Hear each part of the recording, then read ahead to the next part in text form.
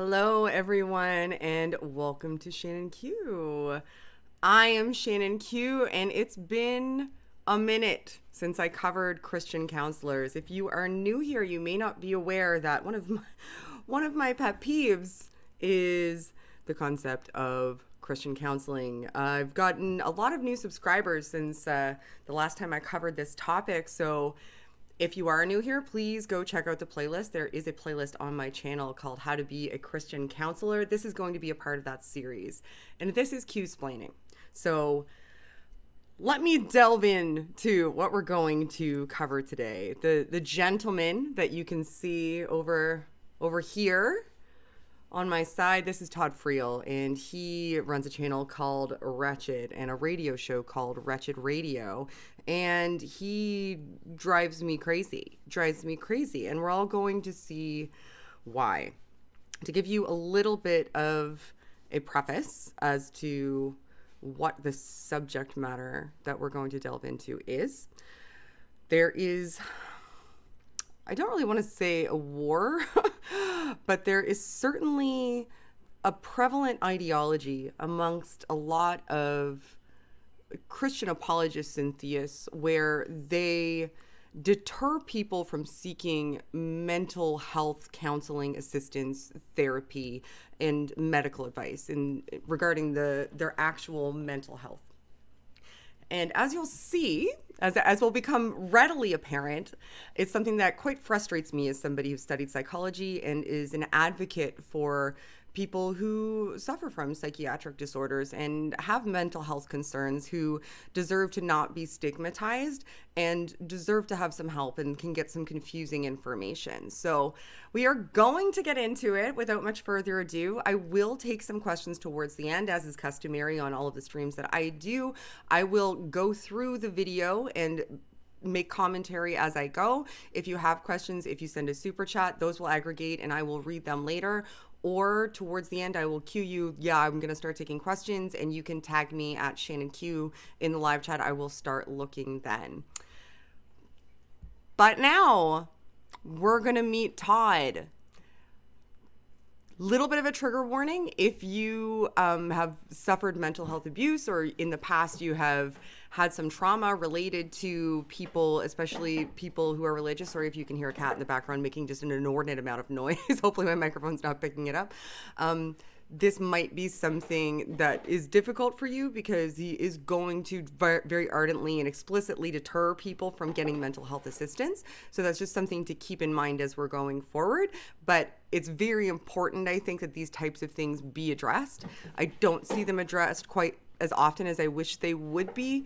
People seem to have a lot of concerns with, theology and the Bible as it relates to things like biology and evolution and human rights as well. They should. All of these things should be addressed, but there aren't very many people speaking out about how these apologists approach mental health and the messages that they send about mental health and where to go for help, where to go for assistance, where to go for therapy, and what that means and what that looks like. I wish there was more of it, but I'm here and I've got some things to say. So we're going to listen to Todd. Everybody ready? Todd's got some things to say. Sorry about the cat. My gosh, this cat. Small cat is loud. She has a box. And apparently if you give a cat a box, it has a party. All right, let's listen to Todd. Welcome back to Wretched. When the Bible says that the Bible is sufficient for all of life and godliness, it actually means it. These days, so many Christians running to non-Christian, non-biblical counselors, frequently at the behest of their pastor, who used to consider the maladies, the struggles of the sheep to be his concern, his territory. Okay, so you can see the groundwork that he's laying out. And one of the things that I'm going to be talking about here, aside from just the general message that's being sent, I can't believe this cat. I'm so sorry. aside from just the general message that's being sent, one of the things that I'm going to be talking about is the tone that Todd uses frequently. As anybody who follows his channel knows, I studied psychology. I was not and never will be, never have been a counselor or a therapist. That is not the field that I studied. I studied cognition, perception, and communication. So when people are purposefully utilizing tonal strategies in their dialectic approach in order to transmit a message to you, it's something that I think is worth pointing out. Also, something that's worth pointing out is framing. So you can see what Todd initially does here is he frames it as getting help, getting assistance, being supported essentially is something that should be the job of somebody who's your pastor, somebody who is a reverend, somebody who is a figure of your church that is preaching gospel to you. In Todd's instance, is preaching Christianity to you. That is the person that you are expected to turn to if you have any sort of emotional needs, any sort of mental health assistance is required. And he's upset because people are starting to pull away from that strategy, and not people as in people who are members of the congregation, people who are the congregants, people who are pastors, people who are reverends, people who are in authority positions in the church are starting to recognize that they are not mental health professionals. And in fact, that is something that should be entirely segregated from preaching. They do not have the ability to diagnose or even recognize or discern if a diagnosis is required. So, rightfully so, many of these people, many of these pastors are saying, okay, this is something that's outside of the realm of what I am expected to provide for you or should be or reasonably can ethically provide to you. Here is somebody who can give you that assistance. I'll support you through it. And he has an issue with that. Golly gee, I wonder why. All too often these days, somebody will come into the pastor's office with a problem. Hold on, let me help you. Here's a business card. There's a professional down the street. And who is that professional? A non-biblical counselor. This is another point. I'm going to do this quite a bit, where you need to notice that his tonal change. So his tonal change, he's not just transmitting the information, oh, they're giving you information about a non-biblical counselor, which is something that I hold issue with that we'll get into, just the term non-biblical counselor or secular therapy. Those drive me crazy. But you'll notice that he dropped his tone in order to transmit that he felt as though it's a non-biblical counselor. Like, that's an odd thing. We don't just communicate through the words that we're saying, we communicate through tone and facial expression. And his tone and facial expression in this instance is transmitting information subconsciously to you that this is kind of a silly, trivial thing. Like, this is an odd thing. This isn't a thing that should happen. He does it quite frequently, and it's well worth noting because I think it's nefarious and a bit manipulative. We used to call it soul care. We used to have full tomes of books that were written to help a shepherd diagnose biblically. I'm going to pause this so much. So, another thing that he just said here was we used to call it soul care.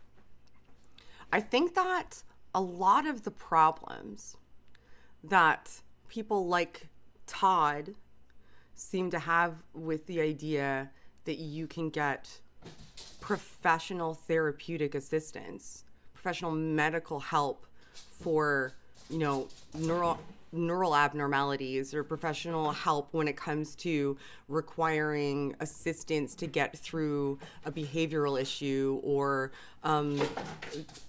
thought processes that are, oh my gosh, this cat, or thought processes that are a detriment to you. Part of the issue with that is that from their perspective, you are comprised of a soul, and a soul is divorced from your physical corporeal form. So because you are a soul, any recognition that there can be a physical component to how you think or what you think, or how you can guide thought processes, how you can correct thought processes, how you can treat mental illnesses and psychiatric disorders, is almost sort of a tacit admission that this soul concept may have some issues because there are physiological components to who you are. And if you acknowledge that there's physiological components to who you are, then that can open a door to some questions that are difficult to answer. Another thing that he said here is that there were tomes that were utilized to diagnose. So he's saying that they had some form or sort of methodology to get to whatever their version of a diagnosis is. He doesn't elaborate on it because he never will, because he can't, because there isn't really a concept of mental health and mental health diagnoses in this medicalized sort of realm that we exist in now, in these tomes that he's referencing, for very good reason, because it's a relatively new science. It within the past, 150 years is when it really started to coalesce, that we kind of understood brain chemistry, and we started to really understand the psychology and neuroscience of how we think and how we interact and where problems could lie. Those things didn't exist, 1,000, 2,000, even 400 years ago, really, in the fleshed out way that they exist now. So whatever their diagnostic criteria were essentially kind of best guesses. And if they were essentially sort of best guesses, they're not really a diagnostic. The only diagnostic tools they had, and I'm using diagnostic in a really loose sense, and I think what he's attempting to do is hijack that terminology so that he can say diagnostic when really he means viewed through the lens of sin or inadequate behavioral standards based on prescriptions from the Bible. But he's using the term diagnostic because if he uses the term diagnostic, then it makes it seem as though they're on even footing when really they're not, because he needs them to kind of be on even footing in order to make this deterring, in order to deter people from seeking this type of help, this beneficial type of help that should be of no threat to him or people like him whatsoever. All right. Sorry, I'm going to pause so much. You triggered. I'm a little triggered. Just a little bit. Diagnose the malady of the sheep and then offer the biblical cure. What happened? Why did we stop tending to the cares of the flock and start sending them out to professionals? David Paulogia. Tone again. Everybody, please. No, not just with Todd, but when other people are delivering messages to you, and that includes me, that's everybody. Note tonal changes and vocal inflection changes when people are transmitting this type of information to you. Note that he said his vocal inflection dropped dramatically when he said professionals, as did his facial expression. One of the things that we do, without even recognizing the fact that we do it, is we have a special area of our brain, and I can't remember the name of it right now, that essentially is highly attuned to recognizing facial expressions and affiliating those facial expressions with a pattern of information transmission, like emotional information transmission. So if you look at my face right now, it's essentially a neutral expression. If you look at my face right now, it's something like confusion or disgust. If I smile, that's going to transmit information that I'm happy. Our facial expressions transmit information. If you combine that with a different sort of vocal inflection, you're going to kind of elicit an emotional response that is tied to what the person is saying, because they're not just transmitting that, like Todd in this instance isn't just transmitting that they're going to refer you to a professional. This is a way a lot of people get around saying yucky stuff while transmitting something entirely different. Because if you call Todd on it, like if you look at a transcript, you can say, well, you're deterring people from seeing professionals. Because that's what you hear. That's what he wants people to hear. That's the information that's supposed to be transmitted, is you're going to professionals. What he said was you're going to professionals, but how he said it is transmitting the information. It's a very important distinction, and a lot of people pick up on it, because if you call him on it later, and this happens with a lot of people so many times, they purposefully adjust their vocal inflection, their facial expression, and the framing of what they're saying, because he led up to this by going through, we used to do it, we had tomes and tomes and tomes. Why aren't we doing it anymore? We should be entrusted with the soul care. This is something that's, we need to take care of our flock. Why aren't we doing this anymore? All of that on the surface sounds like it might be great, but really he's doing it to lay the groundwork that you should rely solely on this and distrust people who are professionals, not professionals. Communication dynamics are so important when addressing these types of things. People very often address just the words that are being said, but just the words that are being said are not the information that's being transmitted. And he's very clearly transmitting a message that is more than just the words that he's saying. Back to Todd. Listen, providing a list of differences between non-Christian and biblical counseling. Oh, the difference.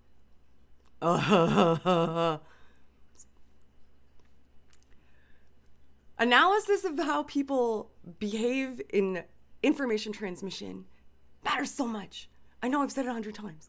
It's important every time I say it. It's really important every time I say it, and I wish more people paid attention to it in their dialogues and in their conversation. Oh, you won't believe that. Okay.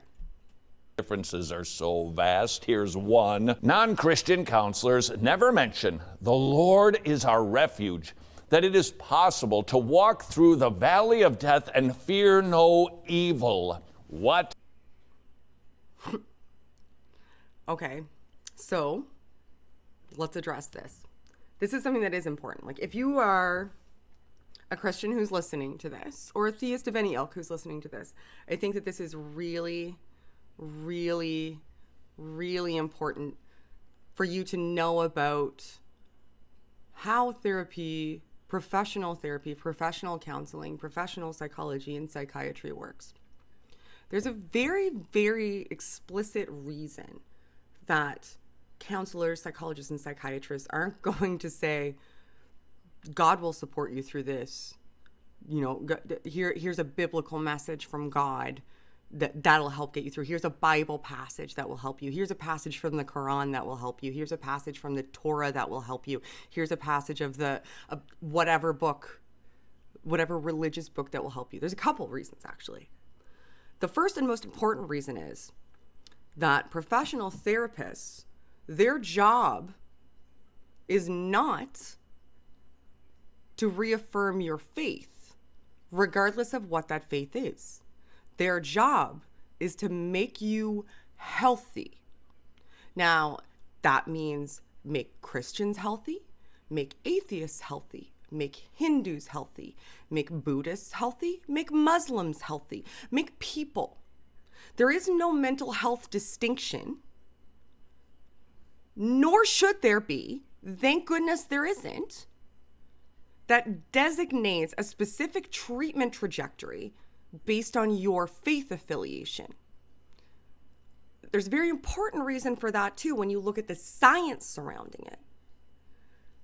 How you function, how you interact, how your brain operates, and what makes you healthy from a mental health perspective operates irrespective of your belief system when it comes to your faith.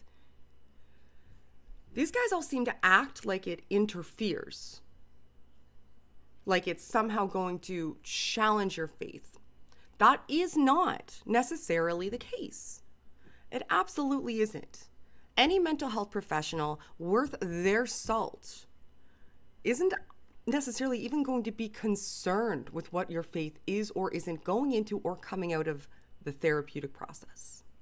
What they are going to be concerned about is the issue that you've brought forth to them, be it depression, anxiety, post-traumatic stress, relationship issues, potential neurological malfunction, schizophrenia, bipolar disorder.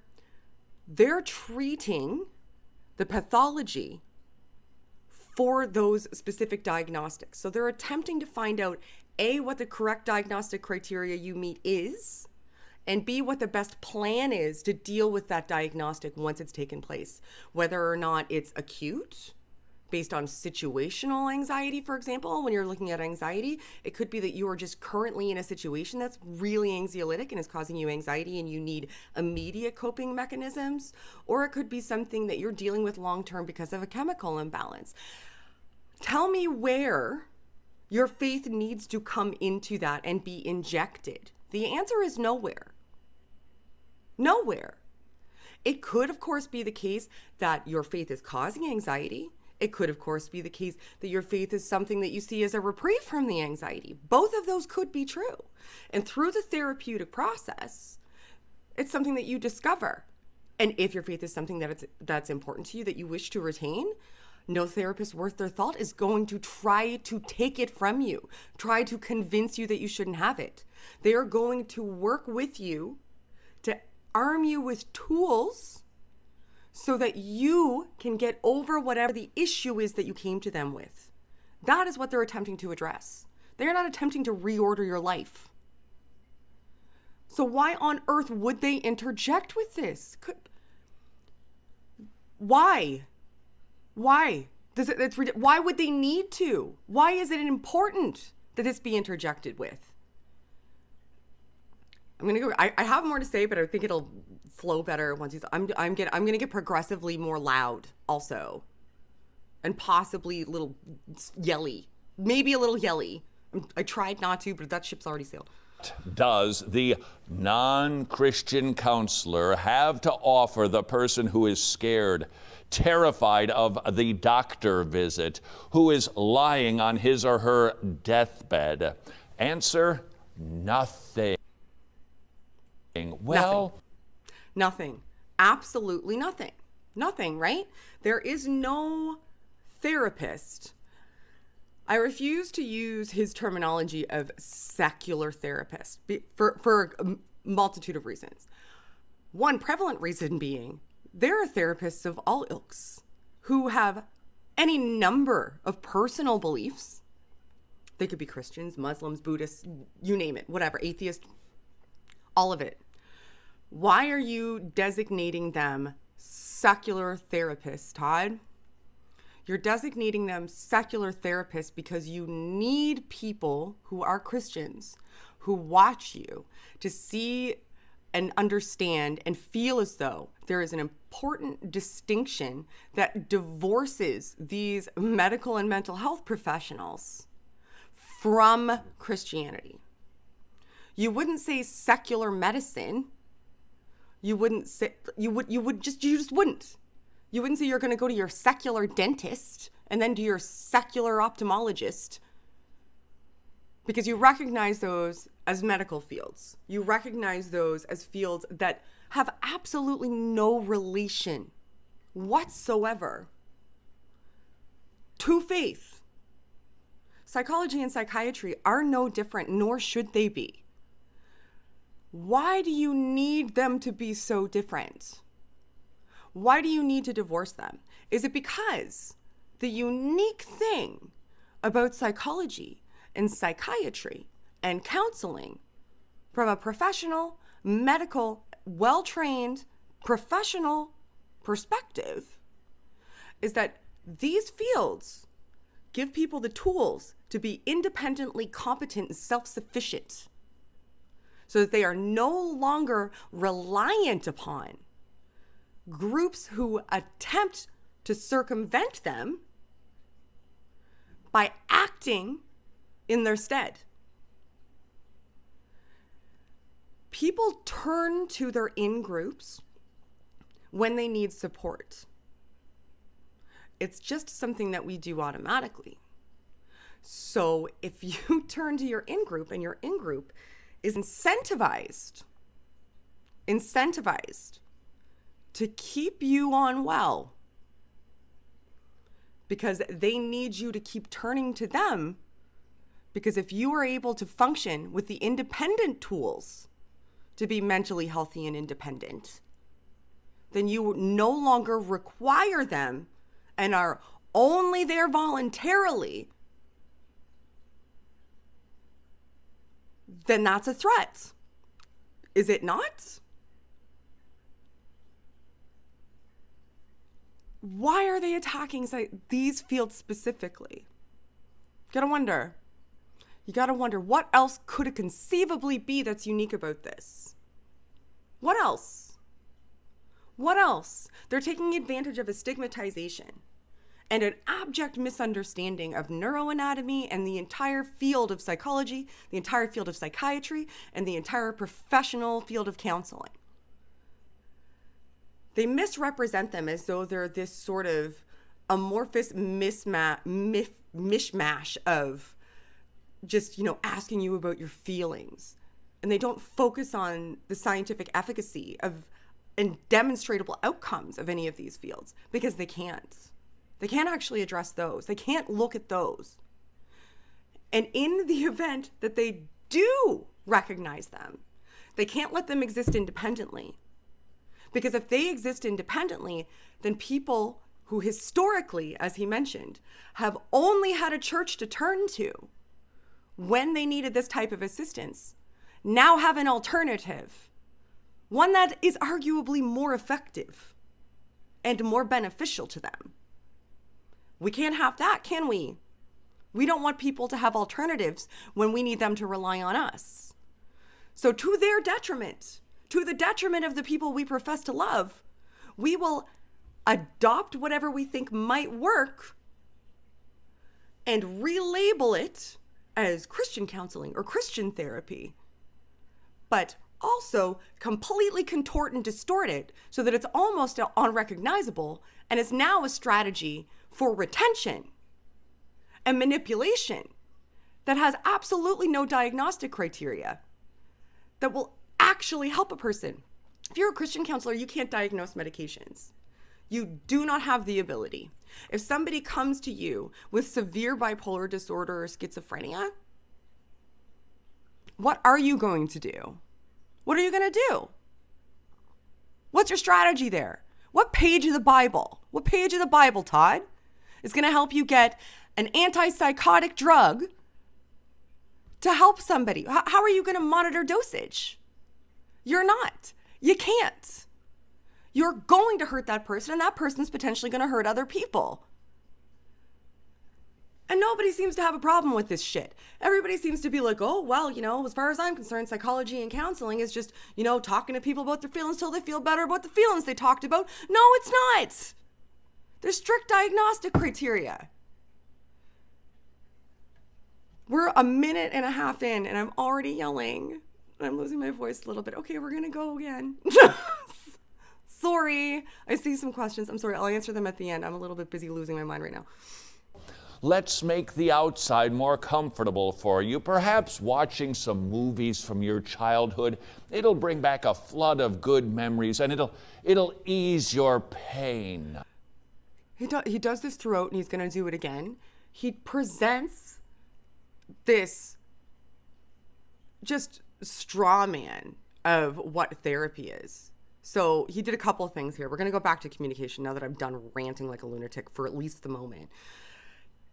He immediately, after presenting the first screen of information that of the differences between Christian counseling and actual professional, refuse to say secular, professional therapy, because there are a lot of differences. Yeah, one of them works and one of them is bullshit, but that's fine. He immediately went to, what about if you're on your deathbed? Which is an attempt to elicit an emotional response. He's actually using some psychological principles here of manipulation, oddly enough. I guess he recognizes that some of that science works. to get you to elicit an emotional response. He's getting you to think about, oh, okay, well, this is like the worst case scenario. Like, how can a secular therapist help me here? And also there's a really strong sense of existential dread in almost everybody when it comes to end of life. And one of the things that holds people most strongly to belief systems is thoughts of afterlife and thoughts of punishment in the afterlife. And that becomes a really strong emotional reaction. That's something that you would anticipate eliciting if you bring up something like this in this context, which is, I would argue, why he did, because he knows that that's going to be the one that almost unilaterally everybody responds to pretty strongly. And then he presents just like this trivially stupid, ridiculous proposal about what a professional therapist would do in this scenario, which is show you videos of previous aspects of your life. Now, if I had to guess and wonder, which I do, because I did try to look this up to see if there was some sort of therapy that does do this. This is what my life is now. I'm forced into a situation where I have to be like, is there some person that does this somewhere? Like, where did he get this kernel of information from? Is he just making it up? And it does look like there are some end-of-life therapies, especially when you're dealing with patients potentially who have Alzheimer's or other forms of dementia, where they have a positive response to videos of their younger selves, because those are the aspects of their lives that they still see as recognizable. So it helps to control their emotional distress, and it ends up being sort of advantageous with the people who are in that very specific sort of end-of-life palliative care environment. It ends up being a calming influence on them, where otherwise they'd be very, very disoriented. So it's beneficial for them in that situation. So my theory here is this, that he's presenting this outside of that context as though it's unilaterally going to be utilized in order to make it seem foolish. When really, if you look at the very specific context where some therapists have used this type of intervention with some success, and you understand why that took place, it doesn't seem as foolish, or foolish at all, in fact, because you're actually mitigating distress for these people. Come to somebody, even if they were a Christian, that had Alzheimer's or some form of dementia that was in a regressive state in that situation, and you had the alternative between saying, well, you know, you're gonna die, so God's here with you. You feel better now? Or, hey, would you like to see some videos of you? Like, do you remember this time? That's a way for also families. One of the things they found I should have got the study. One of the things they found is it's a way for families to actually still be able to connect also with that family member and have conversations where otherwise they would have been unrecognizable. Because it triggers memory engrams and memory nodes that can cause additional connections. There's science behind these forms of therapy, and he's presenting them as though they're trivially foolish. And shame on him. Shame on him. Somebody may listen to his garbage and have a family member who does have dementia or Alzheimer's, that this could have been an advantageous form of therapy. You didn't have to try to divorce them from their faith. It's not going to threaten their faith. It has nothing to do with their faith. It can be incorporated along with them praying with this person for all I care or anybody else does, but would potentially be beneficial. And now they think it's foolish. And later on, they're going to think it's idolatry. And they're going to miss the opportunity to maybe connect with somebody at the end of their life and make them feel more comfortable, happy, and less stressed out and disoriented, because this idiot won't shut his face. What does the Christian counselor have to offer the terrified believer? How's about God himself, who says, I'll hold you by the hand, child. I've actually experienced death I know what it's like. I've been there, and I will walk you through this valley of the shadow of death, and you don't need to fear anything because I've got you. Non-Christian counselors will never tell you that biological factors and personal history experiences exist within the providence and purposes of the living God, that nature and nurture locate moral responsibility but do not trump responsible intentionality. This whole debate, it's born that way, you were raised this way. The Bible says whichever camp you want to set up your tent in doesn't make any difference. Why? Okay. So what he's attempting to establish here is that there's preordination, and you essentially need to kind of accept what's happening and just kind of give in. Just give in to God. And it's a common theme with him and with other Christian apologists who are staunchly anti-psychology, psychiatry, counseling. And I have to keep saying all three of them because I don't know if a lot of you have watched the last video. Like, I did an edited video on Mr. Friel here. They conflate them all together. I actually called it counseling in that video because they mesh them all together as though they're one thing, and they are very distinctly different, and there's even subfields within them.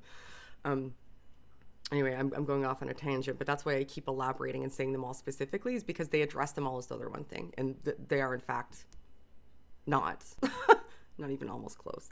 But what he's attempting to do is say that who you are is preordained, and you have to submit. You just have to accept God's plan for you. And if you seek external help, that's not you accepting God's plan, that's you attempting to change it. So I'll let him keep going. Sorry, I'm so yelly. Because God is ordaining all of it. God is orchestrating everything. He knit you together in your mother's womb. He didn't give you sinful proclivities. You get those from Adam. But God has ordained all things for you. We don't blame nature or nurture. We take responsibility for ourselves, knowing that God wants to do something in this to actually shape me and make me better. We don't. Okay. This is the part where I got, believe it or not, this is the part where I got really mad. Really, really mad. Because psychology, counseling, psychiatry, counseling in general, is not about external blame. Not at its heart, not any of the fields. Not any of them when it comes to the therapeutic components of the field. But that's not what they're about. I have studied it, but I am not a therapist. What most of these fields are about, and I think this is important to listen to. I'm not just talking to the people that already think like me. I really would like to get through, very much would like to get through to the people who are religious, who hear things like this and it resonates with them, who hear things like what Todd says that it resonates with them. It is an abject misrepresentation. What's very important when you go into any sort of therapeutic or counseling environment is that you recognize the locus of control that you have over your behavioral manifestations, and to a certain degree, actually arguably to a strong degree depending on who you're reading, over your own thought processes, over the intentions that you can put towards yourself.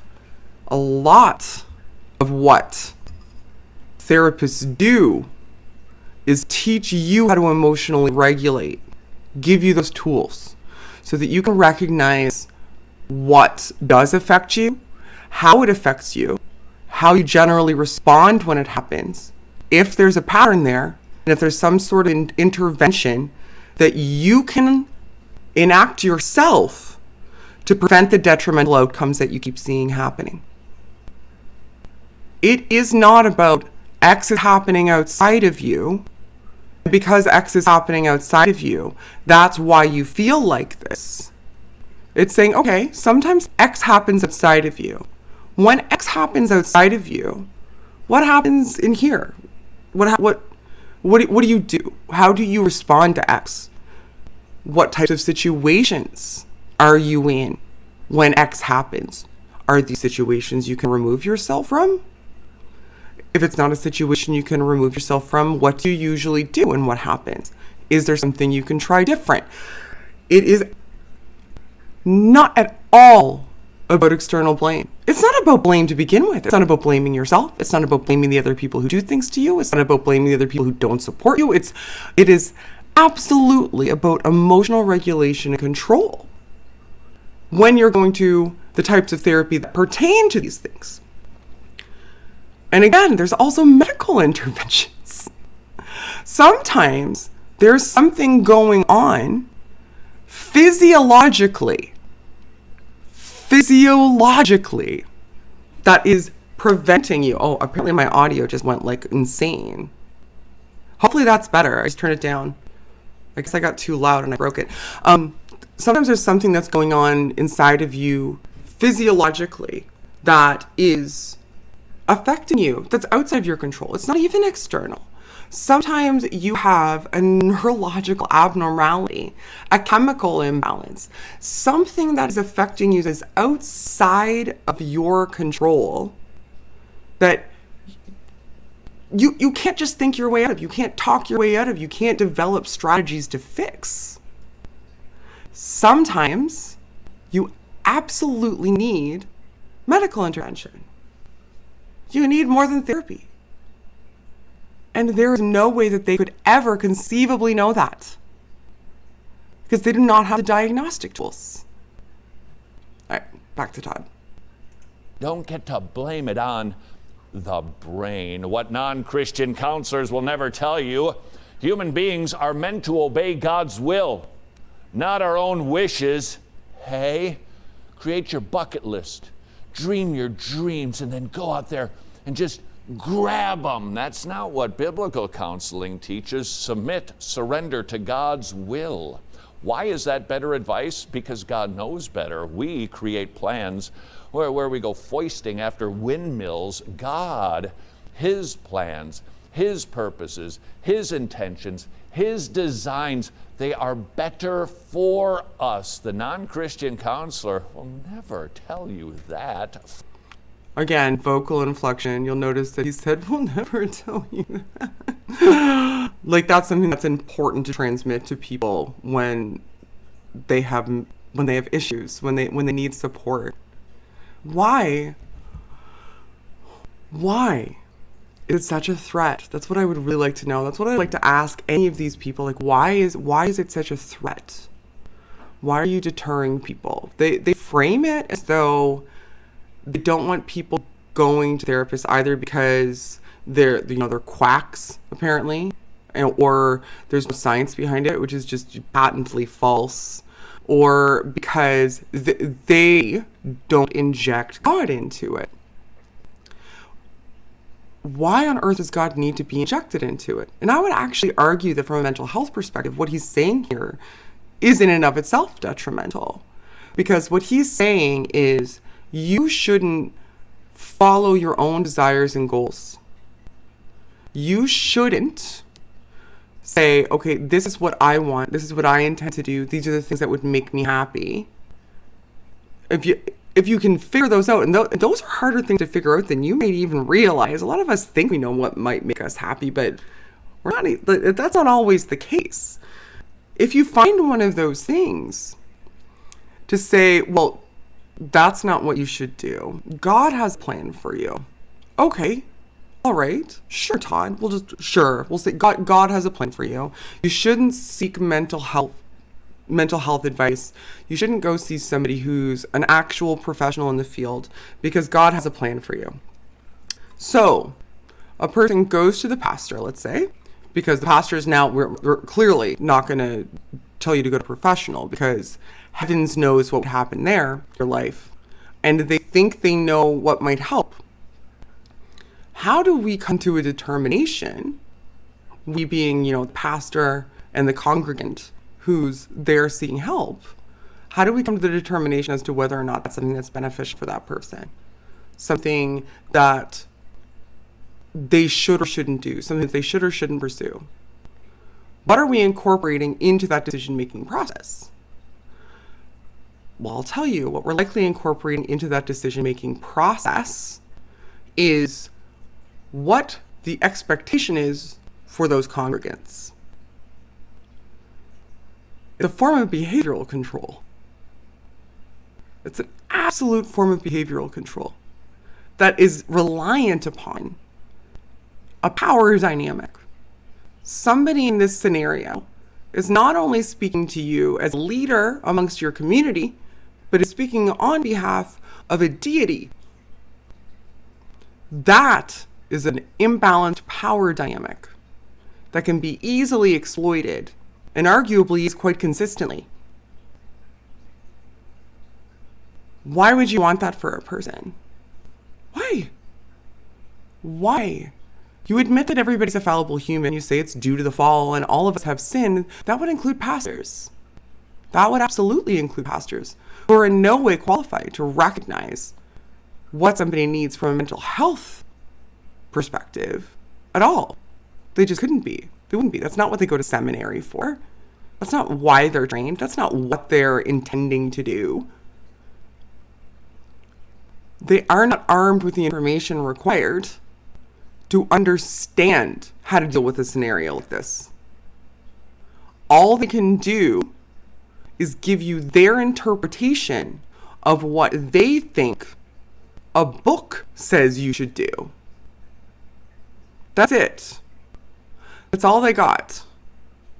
If you have deeper problems, if you have some sort of chemical imbalance, if you have some sort of trauma, they are not equipped to give you the skills required to deal with it. What sort of, this is a good question that I would love to ask a biblical counselor.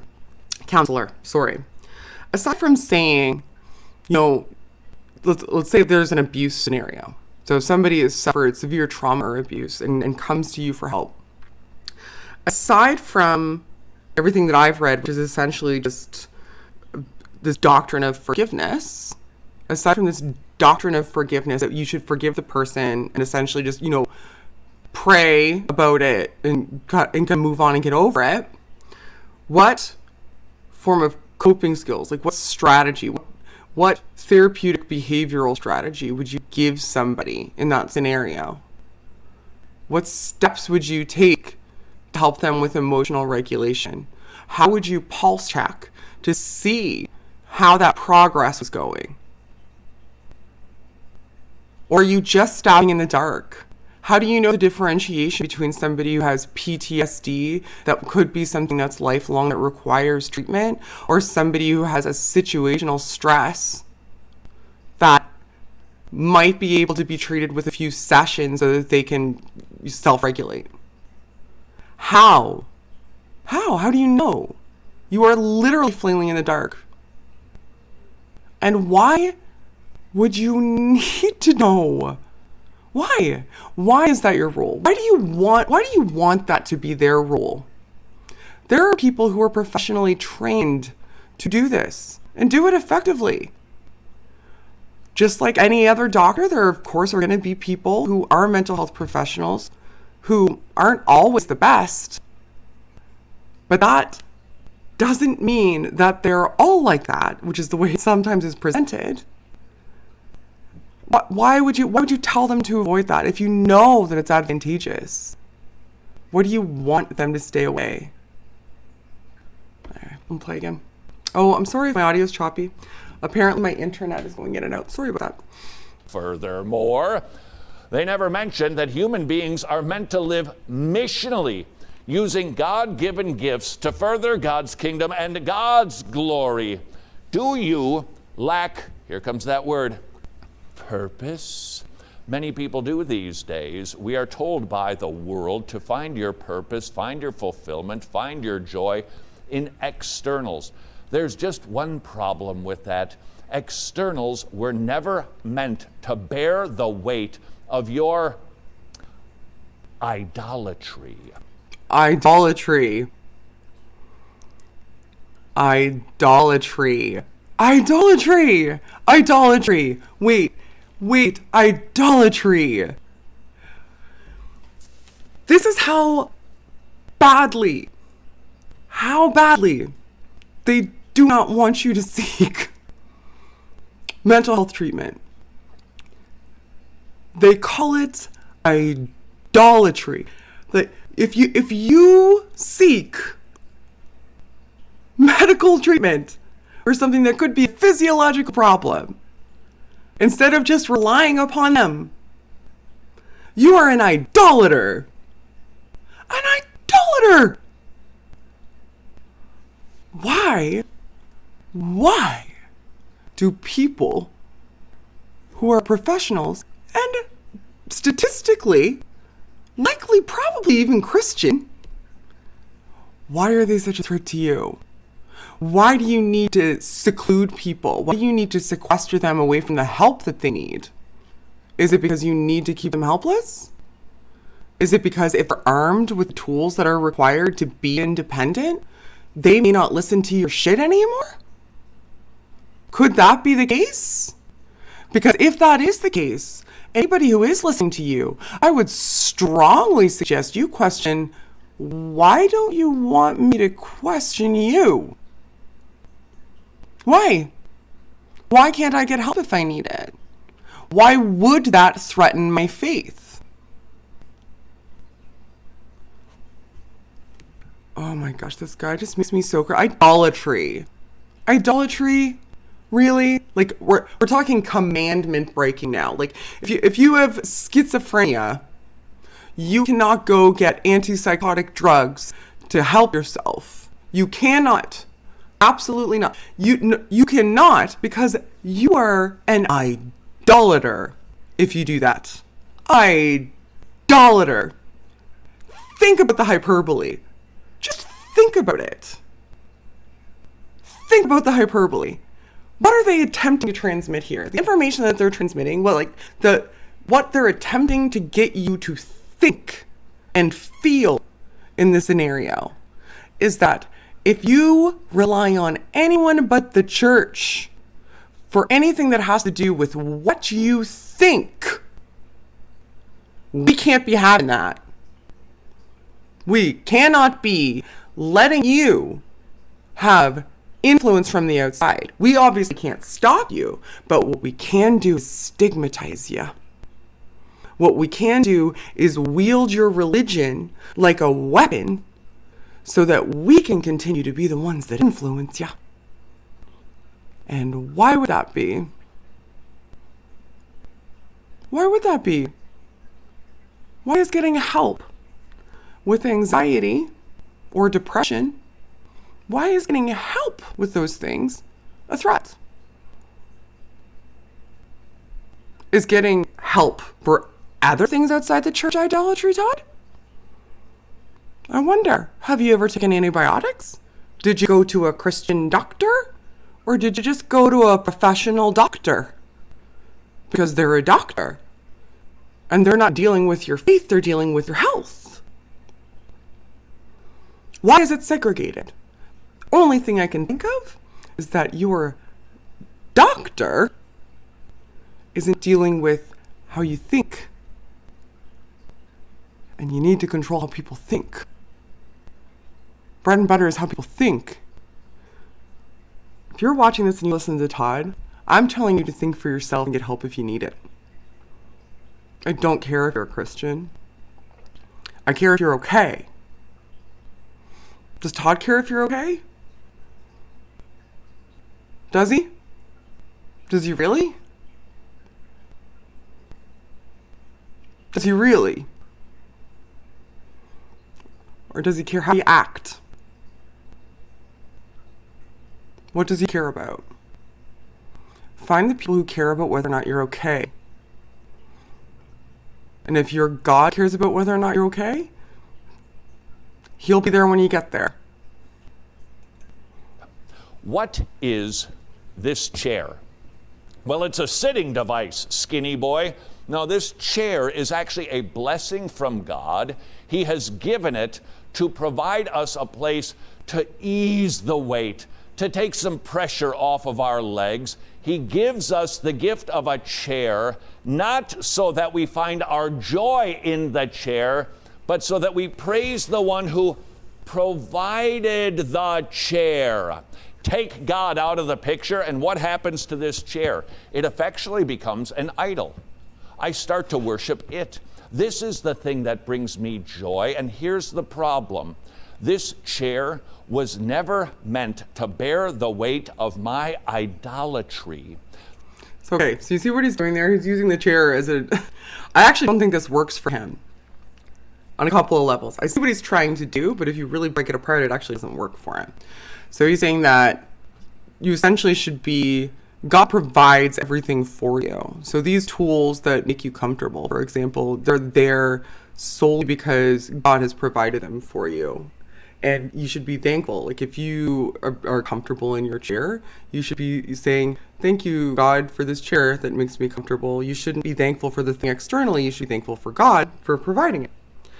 Now, if we follow that logic through, and a tool that makes you comfortable and is beneficial to you is therapy or counseling, so long as, in his paradigm, you thank God for this therapy and counseling being made available to you.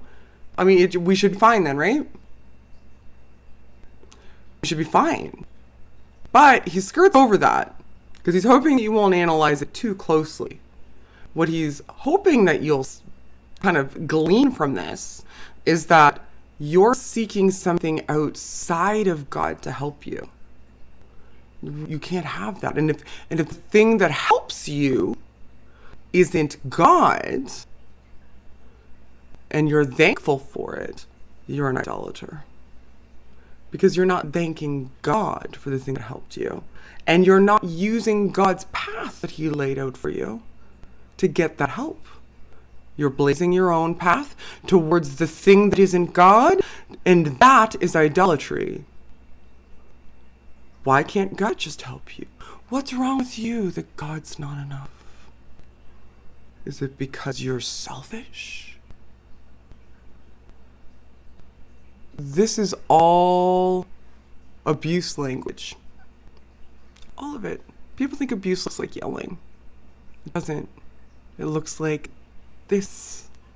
It looks like manipulation. It looks like putting you in an emotional state where you don't have a right choice. You just don't. The only choice you have is his choice, based on the way he framed it. Because if you believe in God and you are a Christian, you don't want to be an idolater. That's a death sentence, an eternal one. You can't do that. So your only choice is to trust God. That's abuse language. That's what people do. Things cannot handle it. Things were not made to be the object of our affection. Things were... Is everybody really affectionate for the concept of psychology, counseling, and psychiatry? Everybody got real affectionate feelings for them? He's made it a thing, a tangible thing. It's not a tangible thing. It's a method. It's a methodology. But he's made it a tangible thing. He's somehow divorced it from every other concept or tangible thing on earth because you're allowed to sit in the friggin' chair. You can sit in the chair all you want. That chair's fine. You're not an idolater for enjoying the chair. You're not an idolater for going to the doctor. But for some reason, there's this real special case where if you go to a therapist, that's segregated from the rest of reality and is not only a thing that you're worshiping, if you even go toward it at all, but it's a direct defiance of God. Direct defiance of God to try to get help in any way other than the way that a pastor would advise you. I just really wish more people were as pissed off as I am about this crap Everybody spends all their time debating, and I love them doing it. I love it. I watch them. I think it's fantastic. I think it's amazing. But all I ever see is people debating philosophy and biology and discussing, rights and advocacy and human, like all of those things are well worth talking about, need to be discussed. But it feels sometimes like I'm the only one who's saying, hey, these people aren't stupid. They recognize that there's a war for minds, and that if they can control the behaviors of large swaths of people, they can retain power to the detriment of the people that they're controlling. And they're using this fight against psychology to do it. And because psychologists and counselors are so busy with the work of actually helping people, they're not stepping up and looking at it and saying, okay, well, I want to fight about it. And if you are a licensed therapist, you really can't even. You can't even enter the arena. Your hands are tied. Guess what? I'm not. I shilled out. I got my education, got my certifications, and then I just left. So I'm here, and I think you guys suck. Like, a lot. This is the worst thing. I mean, somebody growing up thinking that the earth is 6,000 years old is horrible. Them controlling the school systems happens because they're able to control as many people's minds as possible to convince them that that's true. That's psychology. That's psychology. They're using the things that they learn from fields that they spend all of their time denouncing to keep people's asses in chairs and hands in wallets and control things to their detriment. They don't care if these people are hurt. They don't care. If they did, they'd want to help them. They would push them towards therapy.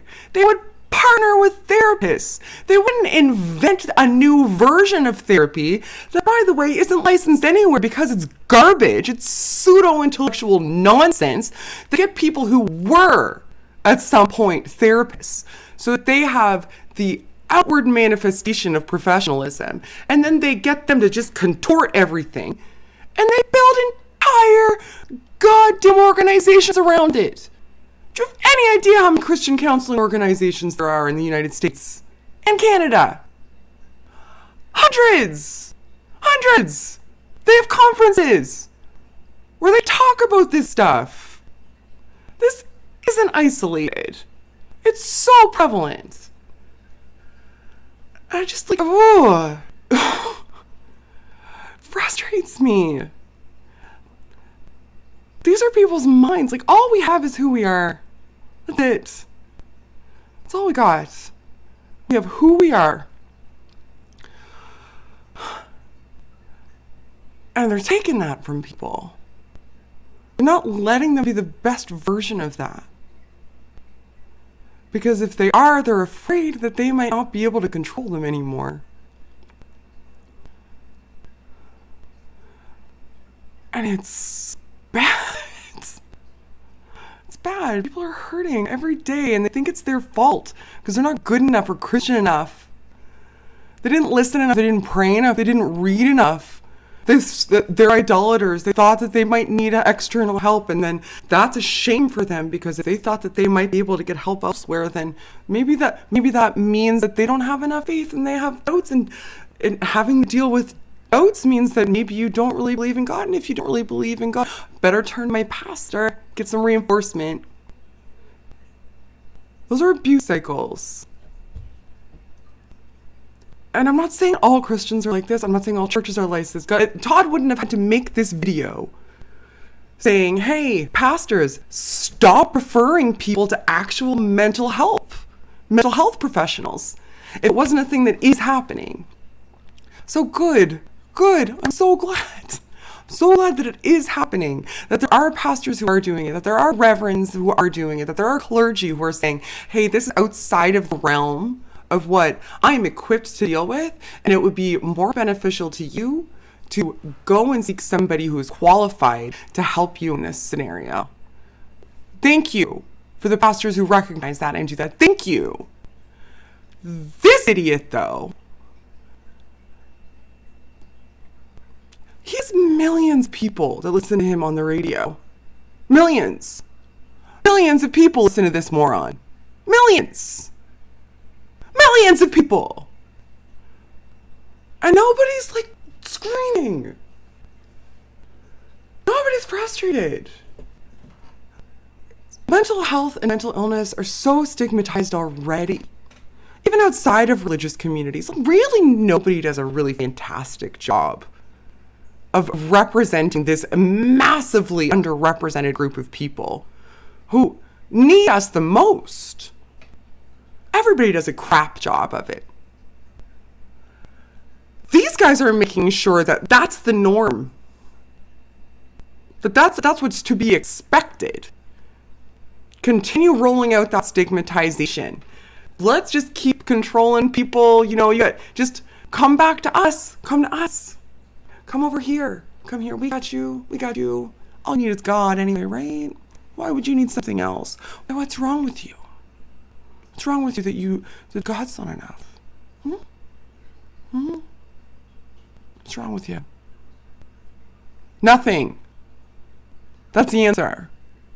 Nothing's wrong with you. You're normal. Sometimes everybody needs help. The human condition is such that all of us need support sometimes. And our physiology is such that sometimes we need medicine to be okay. And there's nothing wrong with that. There's nothing wrong. There is nothing wrong with that. There is no expectation of perfection that is realistic as a standard for anyone. And that's the type of thing that these people are doing. They're putting it on you and it's not okay. It's not okay. And I'm super emotional about it. All right, listen to the rest of this crap. Are given to us by the giver of every good and perfect gift, so that we don't worship the gifts, we worship the giver. Secular psychiatry, non-biblical counseling will tell you to seek stuff. Get things that make you happy. And when they remove God from the picture, they're basically saying, make a thing your idol. They will not. I challenge anyone to find a therapeutic strategy that's being employed today by professional psychiatrists, psychologists, and counselors that says, you know what would make you feel better? Get a bunch of shit. Get some stuff. Everybody likes stuff, right? So go get some stuff. Stuff is the answer to all of this. Get some stuff. That doesn't happen. Doesn't happen. As I mentioned prior, what psychologists and psychiatrists and therapists, counselors, what anybody in the mental health field is going to do is going to help you have an internal locus of emotional regulation control. That's the primary job that they have. That is internal. Internal. That's not external. That's not stuff. It's not going to tell you you'll feel better if you buy a car. They're going to ask you, if you even indicate that you want a car, they're going to ask you, why do you feel like that would make you happy? Why do you need a car? What is it that makes you happy? Can we explore the things that make you happy? What do you consider those things to be the type? None of them, 0% of them are going to say, go get some stuff. None of them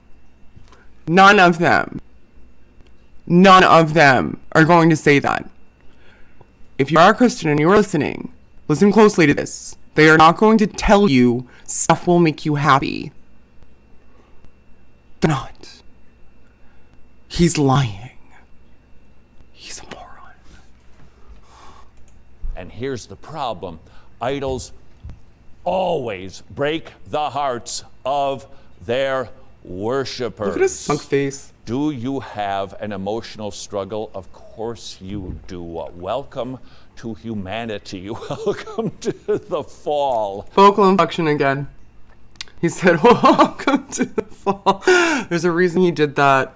The vocal inflection there is so that he can reinforce to anybody listening who's likely probably already going to have the same essential belief system that he has, unless there's somebody like me who I listen to this because Paul sent it to me, because he likes to send me things that make me angry. So thank Paulogia for this entire stream. All of you being subjected to me ranting about this is entirely Paulogia's fault, for the record.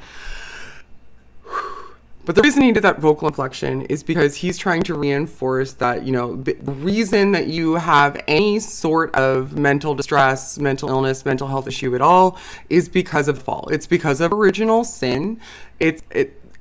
Which oddly is something that's external to you, just saying, but it's because of original sin. So seeking therapy isn't going to help, because all mental health problems are soul problems, which essentially boil down to sin problems, and the only people who can deal with sin problems are pastors.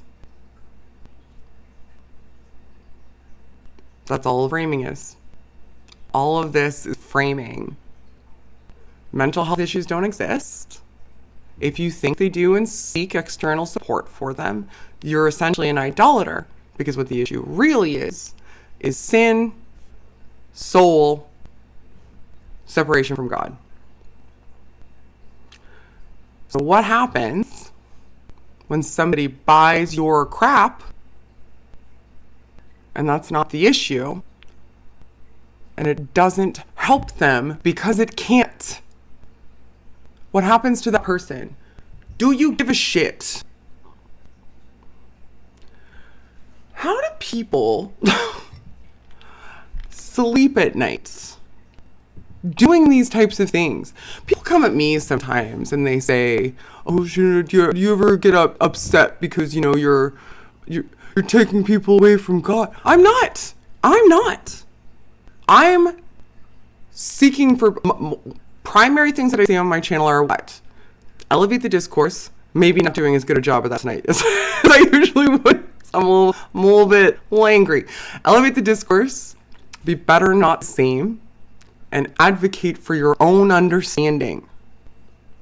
Seek out knowledge. Find out why you believe what you believe.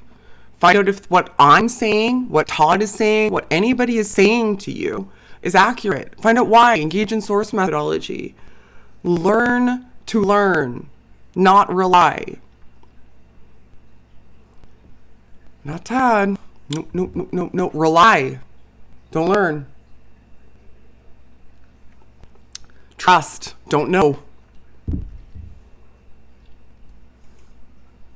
The question now is, where will you get your help? If you've been seeking it from the world, please find yourself a biblical counselor who can actually help you.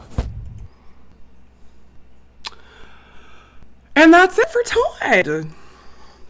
That's it for Todd. Sorry, I got a little ranty. I'm angry for all the reasons that I said before, and will continue to be. Usually I do a little bit better because I can calm myself down if I do scripted videos. But I haven't done one of these in a while, and I wanted to connect with you guys, and I felt like, especially for people who are newer to this channel, because I've gotten a lot of subscribers in the past 9 months. Thanks. Hi. Welcome. Hello. How are you guys doing? But I haven't covered Christian counseling in a while, and it was one of the primary focuses on the channel. And I wanted to get back to it because I think it's super important that more people think about these types of things and look into it, really delve into your mental health experiences and who is influencing you and why they're influencing you. Why would somebody like Todd be interested in getting you to avoid getting treatment that you may desperately need that may be advantageous to you? For what conceivable reason would he want you to avoid that? What would motivate me to tell you that it's something that is worth pursuing? It's a valuable question as well. I'm not invested one way or the other. I do this voluntarily. I do have people who support me on Patreon. Thank you guys for supporting me on Patreon. But I really just do this because I think it's super important. It's a super important thing to think about. If you don't like what I said, go look into it. I am encouraging you to be someone who advocates for your own understanding, who has indicated that I want what is best for you, irrespective of what your beliefs are. Is that what Todd's doing? Why is Todd doing what he's doing? Make sure you take care of yourselves. You deserve to be healthy. It is not a soul problem necessarily. It is not something that you always need to speak to your pastor about.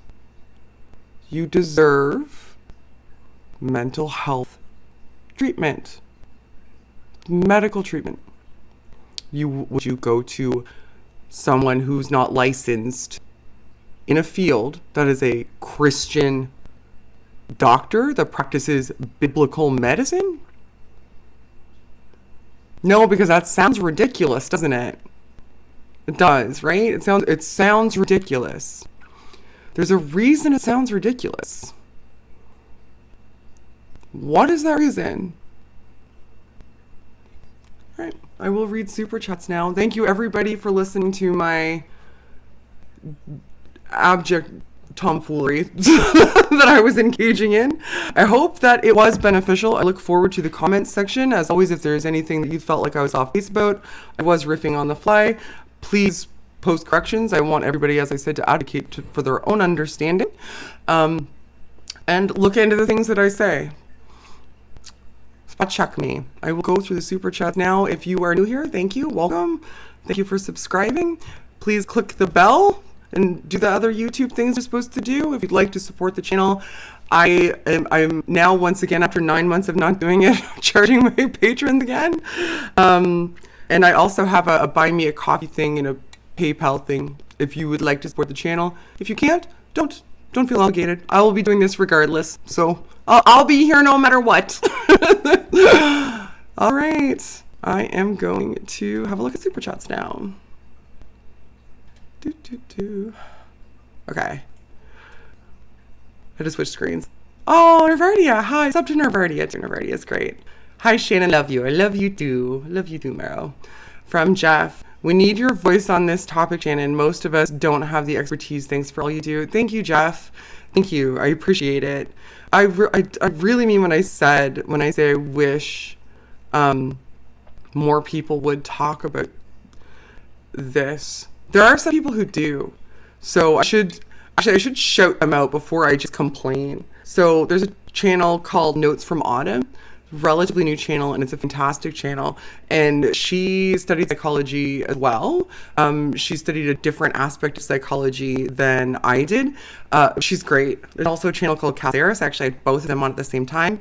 She doesn't always cover religion, but she does talk to these sorts of things as well. And she has a PhD in cognitive psychology. I'm going to have Hector Garcia, who's an evolutionary psychologist with a PhD. He's going to be on with me this Wednesday. We're going to be talking about different things. There's a secular therapy project, which is linked in every video description I have, which does this work boots on the ground. And there's also a genetically modified skeptic who does delve into this stuff periodically and has a background in the field as well, who's a good friend of mine and does good work. So it's not that nobody does, it's just I wish more people did. Okay, it's my little disclaimer. I don't want people to think, oh, Shannon thinks she's the only one and I do it. I don't. I'm just frustrated because I don't see it as often as I wish as I would like. All right. From P, thanks for shining a light on these abusers. You're welcome. I wish I didn't have to. I wish people didn't get abused, and I wish more people would pay attention to it. Tensai, hi Tensai. It's hard to drink out of a square mug. Love you, Shannon. You get used to it eventually, actually. It becomes easier as time goes on. From Scott Duke. You are my mental health hero, Shannon Q. Fight. Oh, thank you. I very much appreciate you for that. Oh, Vibrantly Brantley. Hi, thank you. I'm late. Wish you would have given some kind of heads up on Facebook or something. I did, and you know that I did because you're the first person that commented Vibrantly Brantley. Yes, jumped off library. Yes, take your meds, y'all. Please, and be safe out there. Yes, please take your medication as prescribed, only as prescribed. Absolutely. Do not engage in cessation of medication without consulting a medical professional. A. Jones, as someone who was damaged by Christian counseling, thank you for speaking out on this. I am so sorry. I am so sorry. I'm sorry that it happens. I'm sorry that it happened to you. I'm very sorry. I'm glad you're here, and I hope you're okay. I hope that things improved.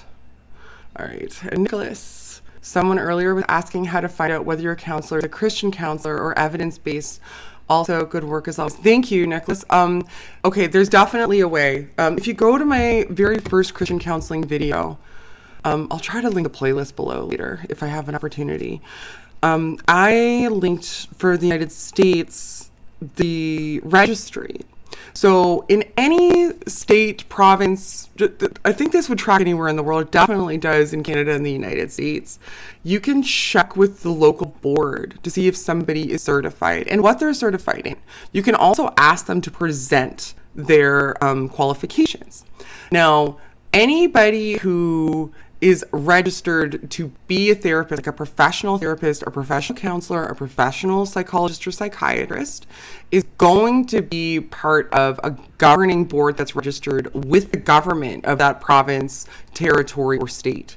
So you can actually go to the government websites and look them up. So, similar to doctors, right? You can go and look them up and you can see whether or not they have a board certification that's still in good standing. You can also see if they have any, kind of strikes against them. I think that kind of depends on the state of the province, but you can see if they ever had any issues, any malpractice suits against them. There absolutely are ways to do this. Most Christian counselors, if not all, as far as I can tell, and that's air quotes, I'm not talking about Christians who are also professional counselors, because they absolutely exist and do wonderful work. Like I said, this is a segregated thing. Christian counselors, they can't register with any state board. Their organizations, again, watch if it's something that you're interested in, watch my playlist, like start from the beginning, because I go through how the registration process works and how they essentially open their own schools that are like degree mills, make their own curriculums for these schools that they vet themselves and then give out certifications in that curriculum. And it's a business too. It's a business. Christian counseling is absolutely a business. They sell the degrees and they sell the fake licensing.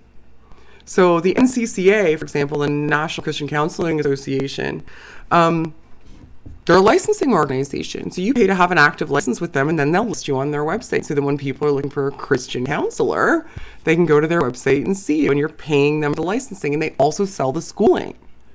They also sell the schooling with the curriculum that they made. It's a business. And they get away with it because they're allowed to practice as counselors because of the ambiguity of the word counsel. You can counsel someone through the church spiritually, but they set up external organizations that are standalone businesses that are just under the auspices of a church. So their oversight committee, instead of being the government, is the church that is feeding them. The churches are referring people out to Christian counselors that are getting certifications through these boards that are also run by the church, through schools that the churches run. And then the churches are making money, and the counselors are making money from the people that are referred to them for their mental health by the church. And because of separation of church and state, it's all above board.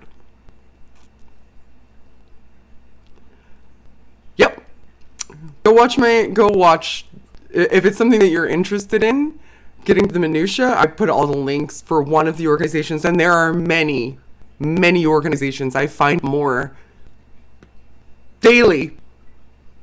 Many organizations like this. All of them, it's essentially the same racket, though. It's essentially the same racket for all of them. So yeah, that's the answer to that. Oh, there's one more super chat, and then I will bid you adieu. From Brutus Magnus, and thoughts on the DSM-5. Oh wow, that's a big question. Thoughts on the DSM-5.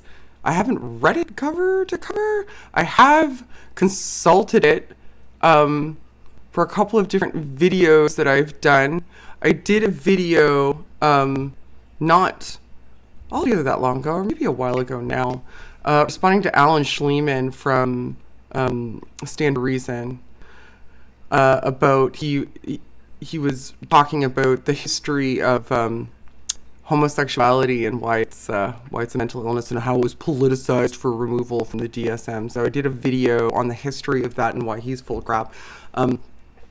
That's on the channel, and that was the last. I think that might be the last time that I looked in the DSM. So I don't know if I have a good answer to you for that because I haven't really reviewed it. Like I said, I'm not a therapist or a counselor, so it's not something that I peruse daily. I spend a lot of my time reading research papers more so than I look at diagnostic criteria because I'm more interested in cognition than diagnostics.